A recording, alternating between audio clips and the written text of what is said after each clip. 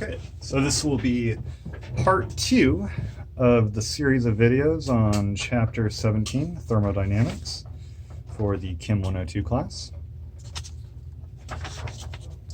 And again, we are looking at the thermodynamics, or the change in energy, of equilibrium reactions, where there is a balance between the reactants and the products, in a position that we call chemical equilibrium. Now, we just said earlier in chapters 15 and chapters 14 through chapter 16, we talked about chemical equilibrium, and we discussed how to calculate the position of chemical equilibrium. And we talked about whether a reaction is reactant favoring or product favoring. Here we're going to look at the rationale of why does a reaction favor the reactants or favor the products at equilibrium. And in part 1 of this series, we kind of discussed that the reason for this really goes down to if a reaction is spontaneous or non-spontaneous, where the more spontaneous reaction, the reaction that's going to happen without the input of additional energy, is going to be the reaction that's more favored. And so the product of that reaction, that more spontaneous reaction, will be the one that's in greater proportion at the position of equilibrium. So if we have an equilibrium reaction like this, so if the forward reaction is more spontaneous than the reverse reaction of the products being turned into the reactants, if that forward reaction is more spontaneous, that'll be the more favored process at equilibrium. Therefore, we will favor products at equilibrium. It's a product favoring reaction. So the position of equilibrium really goes down to which reaction, the forward or the reverse, is more spontaneous. So what determines if a reaction is spontaneous or non-spontaneous? And the first place we might look, if this is in thermodynamics, the first thing we might think about is enthalpy, H. We talked about this in Chem 101, where enthalpy is the heat gained or lost by a chemical reaction, specifically a chemical reaction at constant pressure.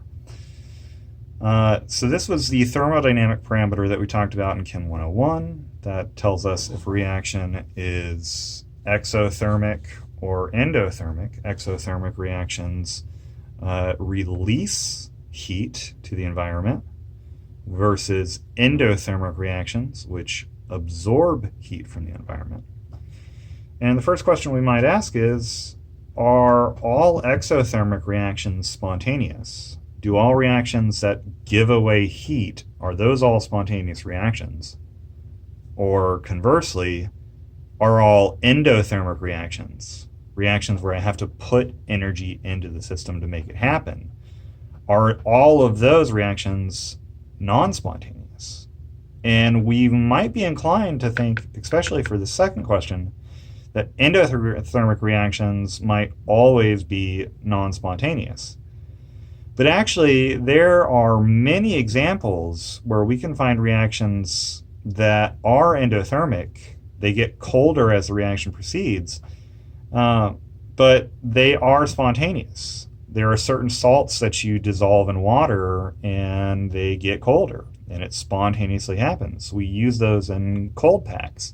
If you've ever used a chemical cold pack, it's an endothermic reaction, and it's definitely happening spontaneously. So these two things, endothermic and exothermic reactions, that's probably not actually what's all going on. And in order to really see what drives the reaction, what makes it spontaneous or not, we're going to have to look at something else. And we're going to have to look at the spontaneity is related to both the energy exchange in a reaction and the distribution of that energy, where the exchange of energy, the enthalpy, is one half of the equation, but the distribution of that energy is the second half of the equation.